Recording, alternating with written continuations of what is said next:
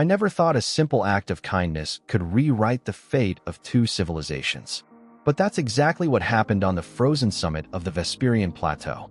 The diplomatic summit was held in the Hall of Eternal Frost, a vast open-air pavilion carved from translucent ice that caught the pale light of Vesperia's twin suns.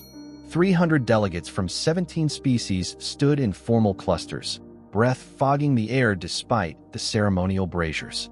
I was there as Earth's newest ambassador, Ethan Hayes, 42, widowed, still trying to convince myself I belonged among beings who measured lifespans in centuries. Empress Olivia Grant stood apart on the raised observation terrace. She wore the traditional silver robes of her house, thin and shimmering, more symbol than warmth. The wind sliced across the plateau like a blade. I noticed her shoulders trembling before anyone else did. Her hands were clasped in front of her, fingers wrapped tightly around something small and metallic, a human wristwatch, cracked crystal, leather strap frayed at the edges. It looked absurdly out of place against her alien elegance, like a child's toy dropped in a cathedral. She was clearly cold, freezing actually, and nobody moved. I don't know what came over me. Maybe it was the way she stood so alone amid all those watchful eyes. Maybe it was just habit. Before my brain could catch up with protocol, I was already shrugging out of my leather flight jacket, the one I'd worn since basic training, soft and worn and smelling faintly of engine oil and old earth rain. "Your Majesty," I said, stepping forward and draping it over her shoulders. The jacket swallowed her slender frame, sleeves hanging past her hands. "You'll freeze out here." The terrace went deathly quiet. 300 pairs of eyes locked on me. Conversations died mid-syllable. Even the wind seemed to pause. Olivia's silver eyes, wide, luminous, fixed on the jacket, then lifted to my face. Her skin, the color of moonlit frost, flushed a deeper shade of indigo. She didn't speak. She just clutched the collar like it might vanish. Behind me, Grand Vizier Daniel Pierce made a strangled sound that might have been a curse in 4 languages. I suddenly realized I might have just committed the diplomatic equivalent of setting the table on fire. The silence stretched so thin I could hear my own heartbeat echoing off the ice walls. Grand Vizier Daniel Pierce stepped forward first. His 4-jointed fingers trembled as he pointed at the jacket still draped over Olivia's shoulders. "Human," he said, voice low and razor-sharp. "Do you have any understanding of what you have just done?" I looked from him to the Empress, then back at the garment that now looked comically oversized on her. I gave her my jacket. She was cold. "You gave her your outer covering," Pierce repeated, each word weighted like lead.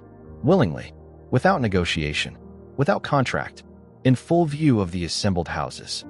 A murmur rippled through the delegates.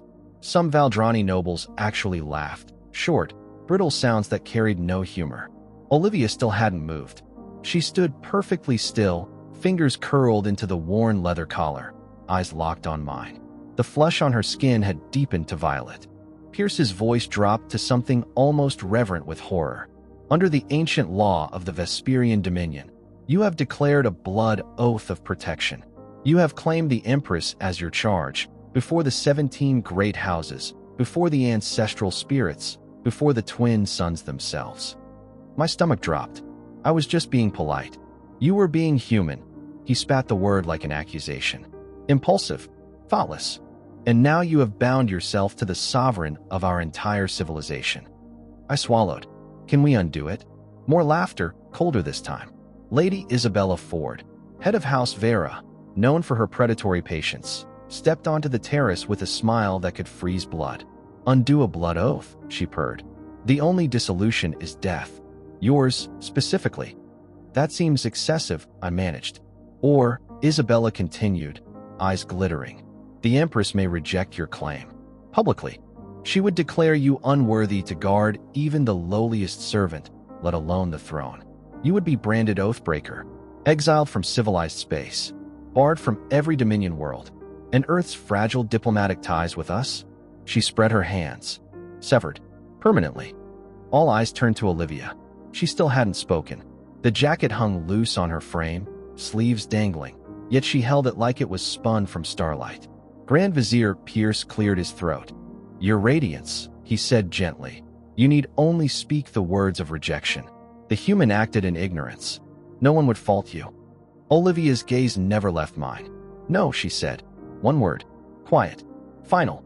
It silenced the terrace more effectively than any shout.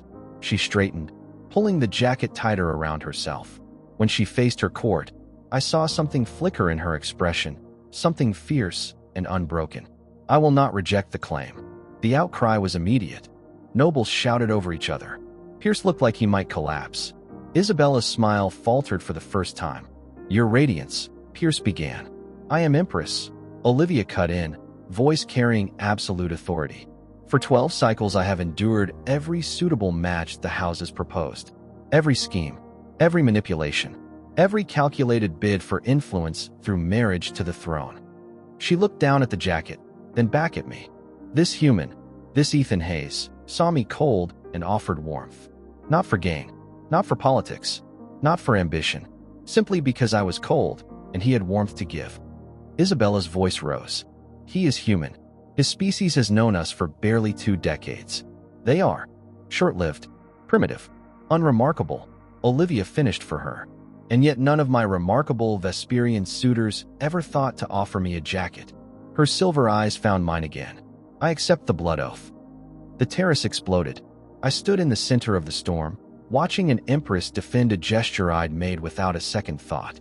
My career, my entire diplomatic mission, was either ending in disgrace or transforming into something I couldn't begin to comprehend. Olivia stepped closer. Up close, I could see the faint silver veins beneath her frost-pale skin, the subtle glow in her eyes. She was beautiful in a way that felt both precise and otherworldly. "It seems we are bound, Ambassador Hayes." I didn't mean to. I know." Something softened in her face. "That is precisely why I accepted." She removed the jacket and held it out to me. "But we should discuss this privately," she said, "away from those who would see us both destroyed for your impulsive human kindness." I took the jacket. Our fingers brushed. She inhaled sharply, a small, almost inaudible sound. "Lead the way," I said. "I apparently have a lot to learn about blood oaths."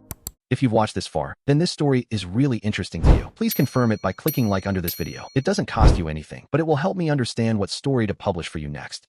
Let's move on. We walked in silence through the carved ice corridors of the ancient fortress of House Vera.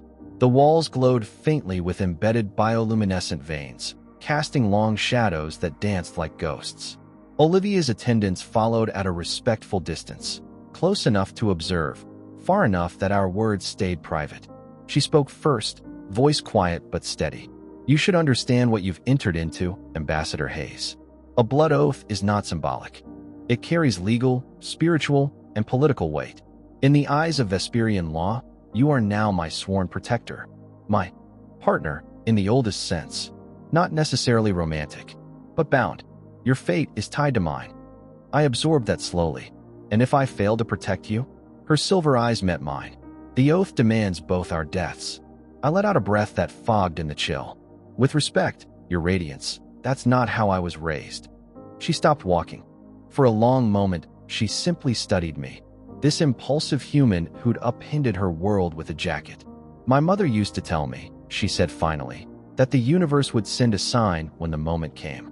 An unexpected hand reaching out." I don't think she meant a human who had no idea what he was doing. A small, almost smile touched her lips. She very specifically said unexpected.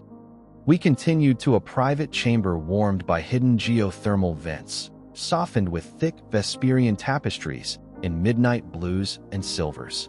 She dismissed her attendants with a single gesture. The heavy doors sealed behind them.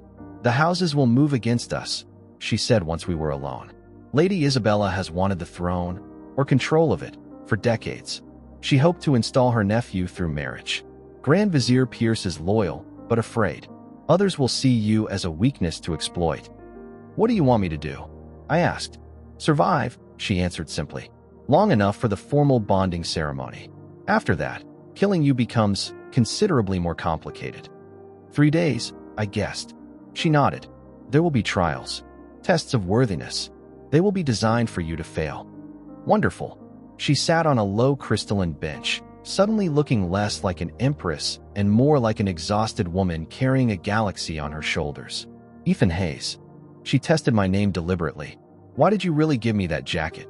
I could have lied, could have hidden behind diplomatic platitudes, but she had just defended me in front of her entire court without knowing anything about me. She deserved the truth. Because you looked lonely, I said. Cold and alone on that terrace, surrounded by people who only wanted something from you. I've been that person. After my wife died, I spent years surrounded by people who only saw what I could do for them. Her eyes widened slightly. She touched the broken wristwatch still clutched in her hand. You lost a mate. 4 years ago. Cancer. We were trying to have children when she was diagnosed. The words came out steadier than I expected. I joined the diplomatic corps because I needed to be anywhere else. Olivia was silent for a long time. Then, quietly, I lost my mother to assassination when I was 17. Poison in her wine. I was there. I watched her die over 3 hours. There was nothing I could do. I'm sorry. The assassin was never found. The houses all deny involvement. Her jaw tightened. I have been Empress for 12 years, and I have trusted no one since that night. Every suitor, every advisor, every servant. I see potential poison in all of them. And then some idiot human gave you his jacket. She met my eyes, and I felt something I haven't felt in 12 years. The word hung between us. Safe. I didn't know what to say to that. I can't promise to be what your people expect, I said carefully. I don't know your customs, your politics, your history. I'm going to make mistakes, but I can promise to try. And when I act, it won't be because I want something from you. That jacket, that was just me. That's always going to be just me. Olivia stood. She crossed the small space between us and, very deliberately, took my hand. Her skin was cool, smooth as fine silk. She held it the way one might hold something fragile. Then let them test you, she said. Let them scheme and plot and try to break this bond. I have waited 12 years for someone who saw me cold and offered warmth. I murmured, almost to myself. I gave her my jacket in the cold. And apparently that's a blood oath on your world, she finished softly. Her smile was small, genuine, and startlingly human. And I am beginning to think this world needed exactly that kind of recklessness. The first trial came at dawn. I woke to Grand Vizier Daniel Pierce standing over my temporary quarters, his face drawn and sleepless. The room was still frigid despite the heating coils. Frost clung to the edges of the window slits. The houses have convened, he said without preamble. They have selected your first test of worthiness. Already, I sat up, rubbing sleep from my eyes. Lady Isabella moved quickly. She wants you dead before the bonding ceremony. I exhaled. What's the test? Pierce looked like he'd rather be anywhere else. The trial of unbreakable vigil. You will stand motionless in the circle of storms for 12 hours. No movement, no speech, no sustenance, not even to shift your weight. He paused. For a Vesperian, it is manageable. Our physiology allows a meditative torpor. Humans, I am told, are restless, hot-blooded, constantly in motion. You're saying this was chosen because humans can't pass it. Lady Isabella knows her strategies. I stood, pulling on the same leather jacket that had started all of this. What happens if I fail? The bond dissolves. You are branded Oathbreaker. Earth's relations with the Dominion end. And the Empress, his voice dropped. She will be forced to marry whomever the houses select. Most likely Isabella's nephew. Right. I zipped the jacket. Then I'd better not fail. The circle of storms was an open arena carved into the plateau's edge. A single dark stone disk in the center, surrounded by howling wind tunnels that channeled the plateau's perpetual blizzards. At least 100 nobles had gathered to watch. Lady Isabella sat elevated, her smile sharp as broken glass. The human will stand at the center, she announced. The trial begins at first light and ends at sunset. Any failure, movement, sound, even a tremor, and he is judged unworthy. I walked to the disc. High above in the observation gallery, I caught Olivia's silver robes. She gave the smallest nod. I planted my feet, shoulders back, hands at my sides. The wind hit like a fist. The first hour wasn't bad. I'd done long watches in training. I focused on breathing, counted heartbeats. Second hour, knees started to complain against the cold stone. Third, thighs burned. Sweat froze on my skin despite the temperature. Whispers drifted from the gallery. Bets on when I'd collapse. By the fourth hour, pain became constant. My legs screamed. Every instinct begged me to shift, to ease the pressure building in my calves, my spine. I didn't move. Fifth. Sixth. I thought of my wife, how I'd sat beside her hospital bed for hours at a time, holding her hand, afraid to let go even to use the bathroom. Those vigils had lasted longer than 12 hours sometimes. This was nothing compared to watching someone you love slip away. Seventh hour. Someone murmured, "He's shaking. Look at his hands." But I stayed. Eighth. Ninth. Vision blurred at the edges. Pain wasn't pain anymore. It was the air I breathed. 10th. I recited old mission briefings in my head. Song lyrics. Anything to keep my mind off my body. 11th. Isabella stood. He won't last the final hour. Look at him. Barely conscious. I wasn't barely conscious. I was remembering. My wife's last coherent words. Don't leave me alone with this. And how I'd stepped out for 15 minutes. Air, coffee, sanity, and come back to flatline alarms and nurses already pulling sheets. I hadn't moved then either. Not until it was too late. No, I wouldn't quit now. Sunset came like mercy. Pierce's voice cut through the wind. The trial is complete. For a second I couldn't unlock my knees. Attendants, cool-handed Vesperians, eased me upright, supported me as circulation roared back in agonizing waves. Lady Isabella's face looked like she'd swallowed glass. The human has passed the trial of unbreakable vigil, she announced. Each word dragged from her. The first trial is complete. The gallery erupted in murmurs. Shocked glances. Recalculations. Olivia descended from her perch. Her hand found my arm. Her silver eyes were bright. You stayed, she said softly. Told you, I rasped. I don't quit on people. She helped me from the circle, ignoring protocol, ignoring stairs. They brought me to her private chambers, improper by every Vesperian standard, but she overruled every objection. I collapsed onto a heated platform, groaning as blood returned to frozen limbs. 2 more trials, she said, sitting beside me. They will not be easier. Didn't expect them to be. She studied me. Why did you stay? Halfway through, you could have collapsed. Feigned injury. No one would have blamed you. Would you have blamed me? She was silent. That's why, I said. She reached out, hesitated, then brushed cool fingers across my forehead. You're burning with fever. I'll be fine. You humans always say that, even when you're dying. We say it especially when we're dying. I managed a weak smile. Species-wide problem. Something in her expression softened. Rest. The next trial is announced tomorrow. What if I can't pass them all? Then we both die. She said it simply. But I am beginning to think death beside you might be preferable to life among those who see me only as a throne to be claimed. That's the most depressing compliment I've ever received. She smiled, small, surprised, like she'd forgotten she could. Rest, Ethan. We have much to face together. I caught her hand before she could leave. Her skin was cool against my fever-hot palm. Olivia. She paused at the use of her name without title. Thank you for standing there during the trial. For letting me see you. Her breath caught. You noticed. I noticed. She didn't pull away. For a long moment we stayed like that, hand in hand, standing at the edge of something neither of us could name. Sleep, she whispered. You've earned it. And then she was gone, leaving me with aching muscles and a heart that felt dangerously alive again. The third trial nearly killed me. They called it the Gauntlet of Infernal Winds. A long corridor carved through the mountain itself. Walls lined with ancient Vesperian flame conduits that spat controlled bursts of plasma fire. The technology was precise enough to create narrow paths of survivable air between the infernos, but one misstep meant third-degree burns or worse. The nobles watched from shielded galleries above, betting on how far the human would get before screaming. Lady Isabella announced the rules with relish. Run. Reach the far gate. Do not stop. Do not cry out. Trust the path the winds allow. Fail, and the bond is broken. I looked up once.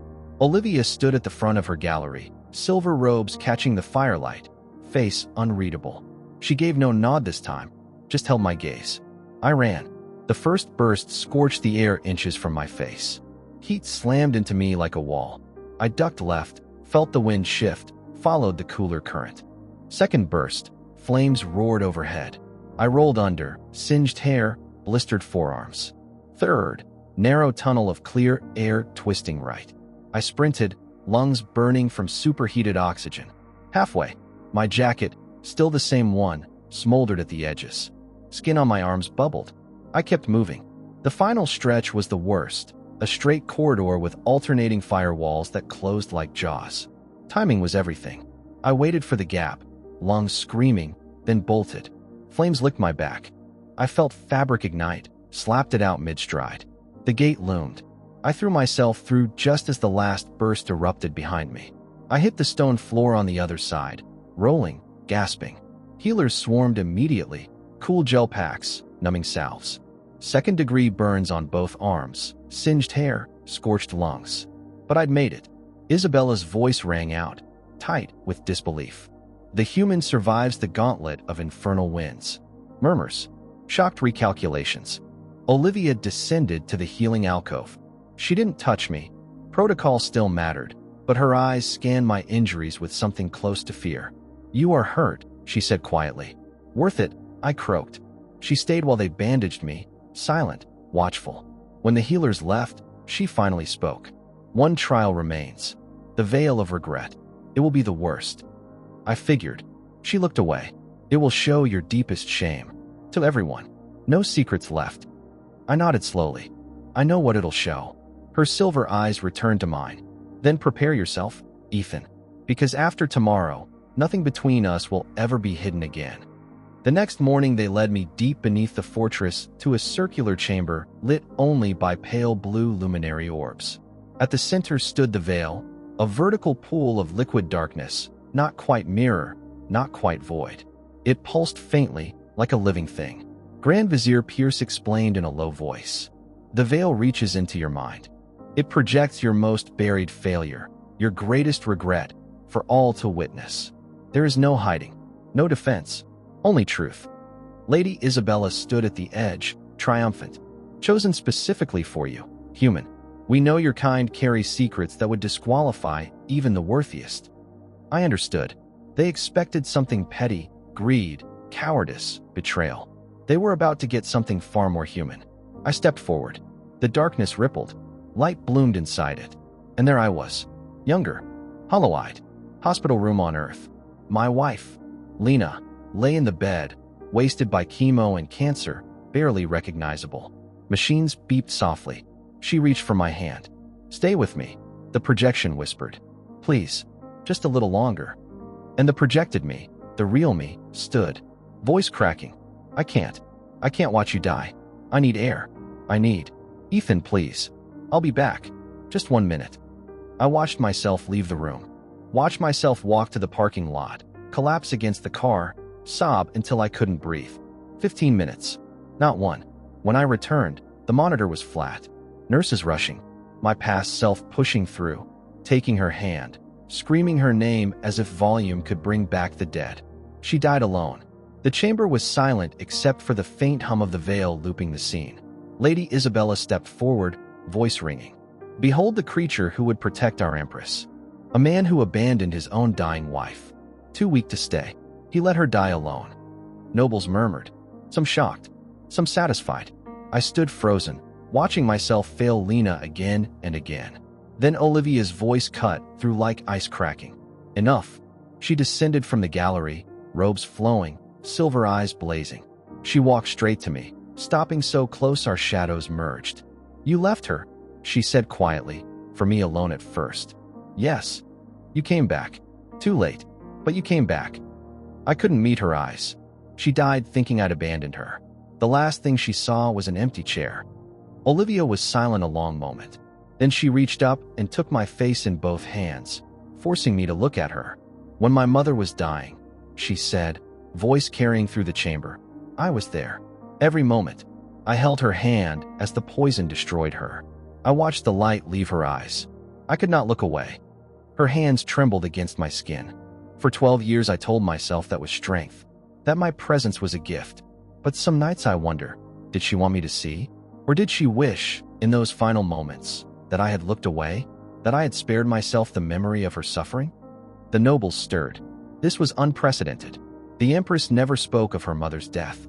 "There is no right way to face loss," Olivia continued. "There is only the way we survive. This man," she turned to face her court, one hand still on my cheek. "This man survived. He buried his wife. He rebuilt.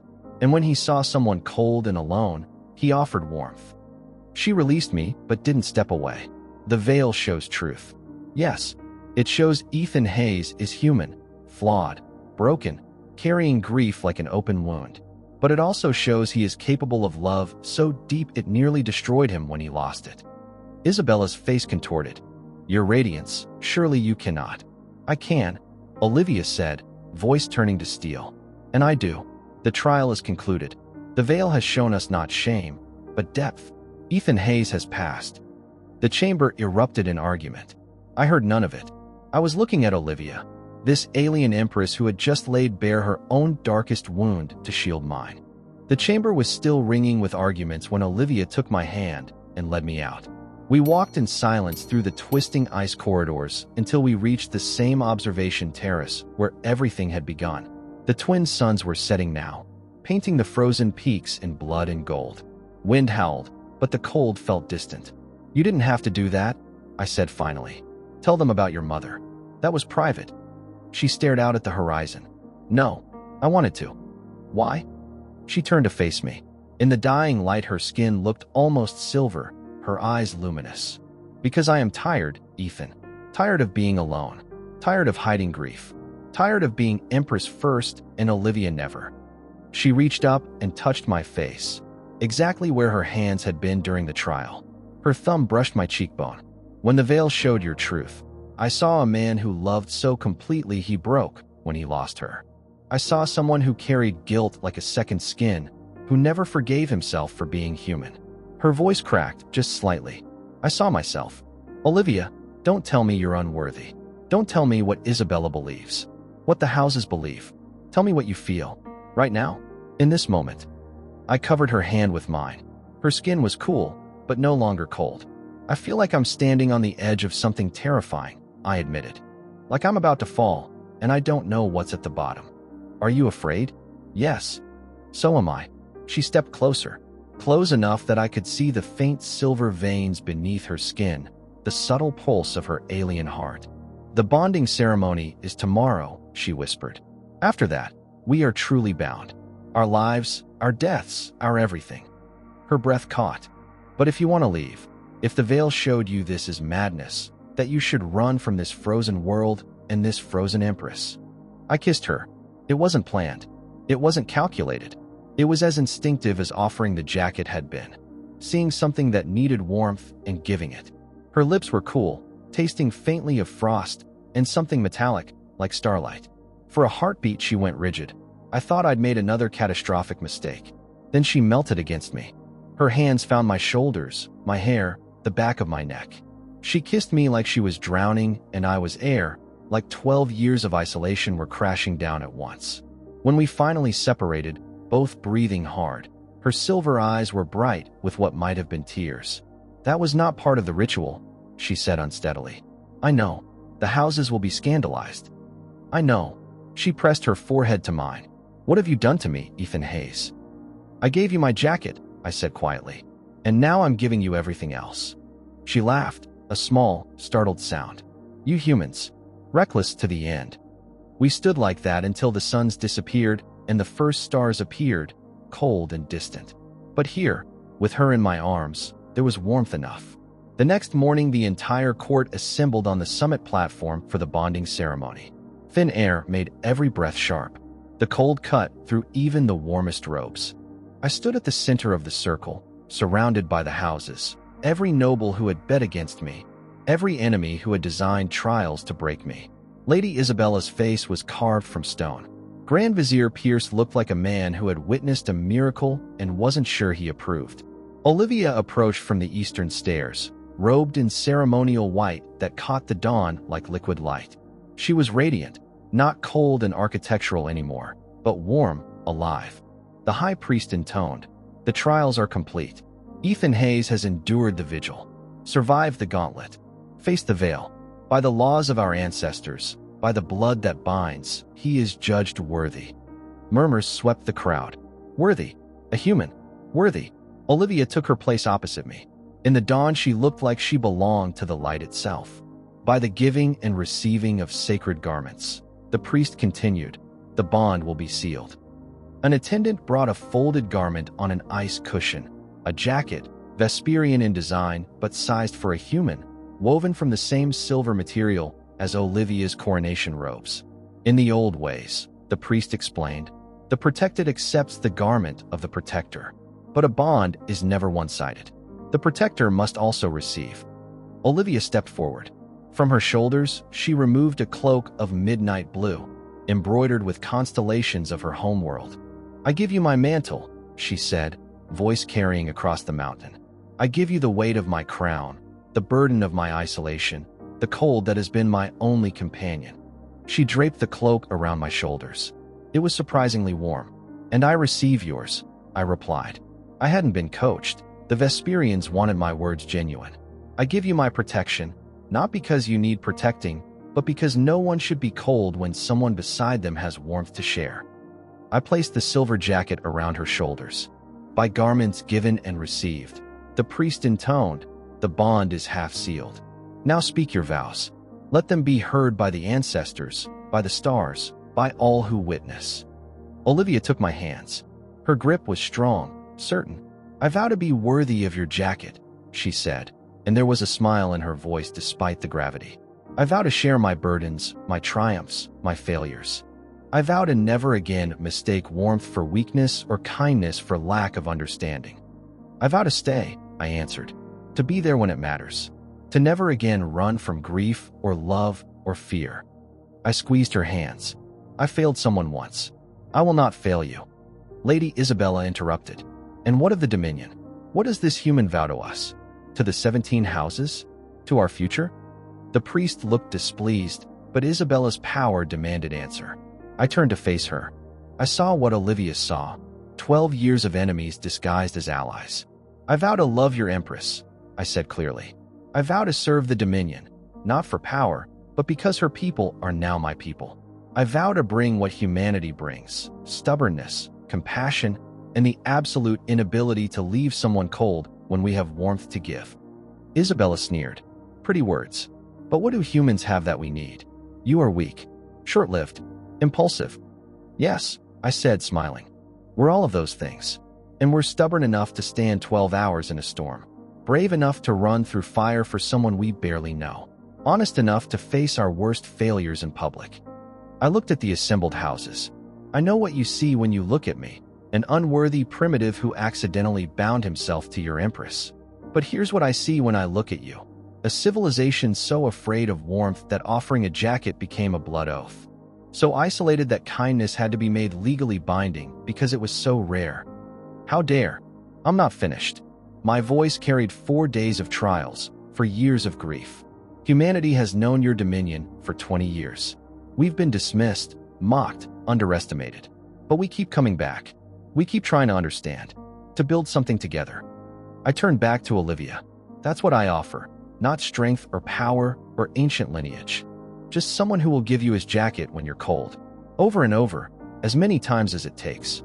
Silence fell over the mountain. Then Olivia laughed. It startled everyone.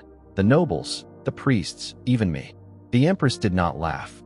She was solemn, dignified, cold as her throne. But she laughed, and it transformed her face into something radiant. By the ancestors, she said, still laughing.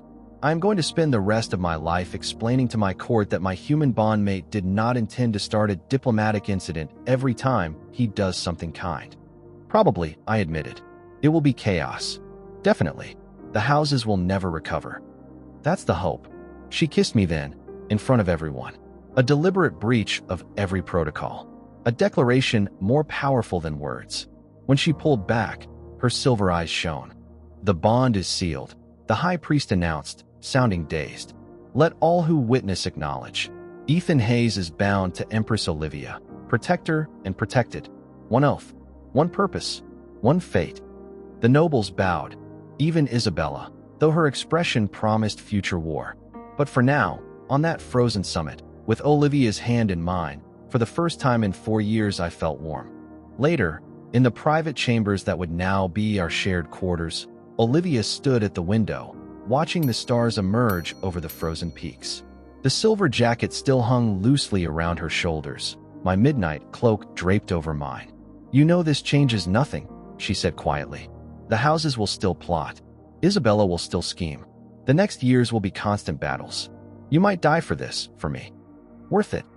She turned, looking almost human in the starlight. Just a woman, tired and hopeful and afraid. How can you be so certain? I crossed to her, took her hands. Her skin felt natural now, cool but alive. Because I spent 4 years certain I'd never feel anything again. That I'd used up all my warmth on Lena, and there was nothing left. Then I saw you standing alone, and I didn't think. I just gave you my jacket. She corrected softly. Gave you my jacket. I smiled. And apparently that's a blood oath on your world. On our world now, too. She leaned into me, head against my chest, arms around my waist. I held her carefully, aware of everything I still didn't understand about her physiology, her people, her pain, but certain of what I did understand. This warmth, this terrifying certainty that I was exactly where I belonged. Olivia, I whispered. She tilted her face up. I am glad you are impulsive. I am glad humanity cannot leave someone cold. I am glad you climbed that terrace and saw me alone. Me too. She touched the broken wristwatch still in her palm, the one she'd clutched that first day. This stopped the moment my mother died. Poison took her breath. Time took her heartbeat. I kept it to remember what I'd lost. Her silver eyes met mine. Your jacket reminded me of something warmer than memory. It sparked the most horrific process in the history of the Empire. Trials that nearly tore us apart. Intrigue that almost ignited civil war among the houses. But it also forged something new. A bond no one expected. An alliance born of ordinary kindness. She smiled, small, genuine, radiant. I will never let this unexpected hand go. Outside, the stars burned cold. Inside, with her jacket around me and mine around her, there was warmth enough for 2 worlds. Thank you for listening to this story to the end. Don't forget to like and subscribe. Write in the comments what moment in this story impressed you the most.